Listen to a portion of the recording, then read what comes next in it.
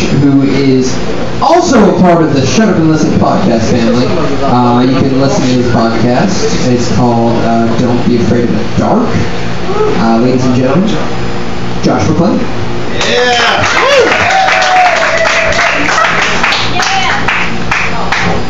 That was a week! I just got handed by the armed forces. It's like the day none of the guys in helmet would talk to me. Alright, that was a 90s reference joke. How the fuck is everybody tonight? Yeah! I am actually glad it's Monday because when you become a quote-unquote reasonable adult and you stop drinking and partying, weekends are bullshit. Weekends are these bullshit little fantasies you tell yourself so you can get through the work week. But when you actually have responsibilities, you never get to do a fucking thing. I have to cut the grass because we're trying to sell a house. I've got 4 fucking dogs that I was stupid enough to buy, so I have to bathe them and groom them. I have a girlfriend who's going to be on the rag in 2 fucking days, so I have to pay extra special attention. Oh, it sucks fucking balls.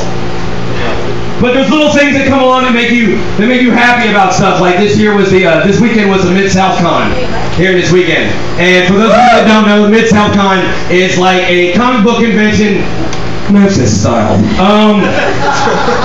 And so I spent the better part of the beginning of Sunday in a fight with my old lady over whether or not we should go. We really can't afford it because we're trying to sell a house. I'm trying to buy her an engagement ring, and I really don't have the money. But my life sucks!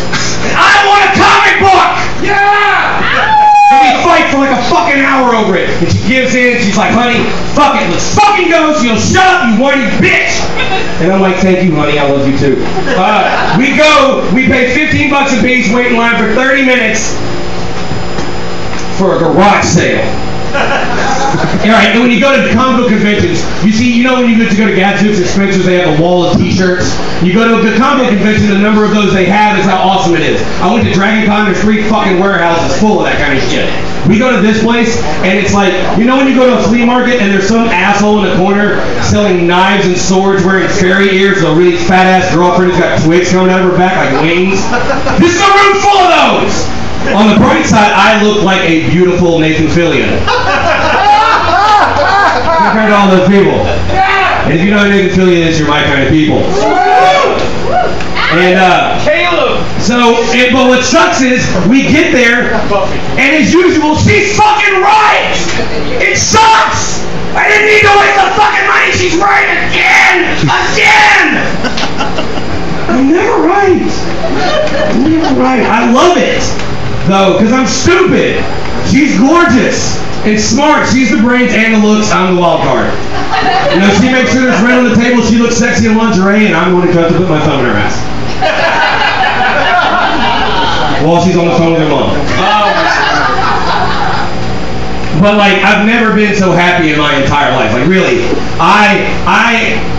she's not the kind of girl I've ever tried to be with either. Usually I go for very certain types. Me and my buddy, we like the same kind of women. He likes artsy girls that are out there and frenetic and listen to decent music and that are all like, you know, artistic and build shit. I like the same kind of girls usually, except the ones who've been fucked by their dads. That's my kind of girl right there. Easy pickings. All I gotta do is put the cologne on that her dad used to wear and I'm fucking in. Easy pickings. But my girlfriend, my fiance, is nothing like that. She's got a real job. She knows what a 401k is. She told me about closing costs on a house yesterday. I don't know what the fuck that is. Joss Whedon has nothing to do with closing costs. But it's great. We had our anniversary. On Friday, and it was fantastic. She's a vegetarian, so I got to eat Red Robin, a nice burger. That was nice of her. I like really good movies, so she got to see the fucking Hunger Games. The movie's fucking terrible. Yes. No tits in a movie about kids killing kids. You don't see any kids killing kids. That's just messed up. It's like watching those Sarah McLachlan animal things and never actually getting to see one of the dogs getting it in the back of the head. If I gotta cry, I want some fucking reason. Alright, I got one last thing. One of the best things about being with a woman I love now is I don't have to be nice to girls anymore. Because every guy on earth is nice to every girl they meet because they think they're going to get to fuck them. That's it. Plain and simple. Nothing chivalrous about it. If a guy's being nice to you, it's because he's trying to fuck you. It's just the way it is. Oh well, you have power, ladies. But now I can be and have as mean a thoughts as I want to come through without feeling guilty at all. Like the other day I'm driving down the interstate, and it slows down to 45 miles an hour, and I see this fucking car pull out in front of me. This bitch, she's on her phone the whole fucking time. And I look at her license plate, this little red Fiesta, Miata, fucking whatever the fuck it was.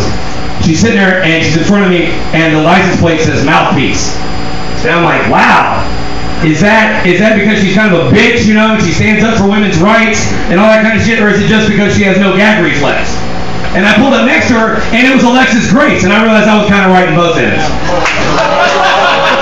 Alright guys, I have a podcast, don't be afraid of the dark. My last thing is, in the words of Twinkie the Kid, if you don't bite me, how can I cover you with my white creamy goodness? Thank you very much, have a good night.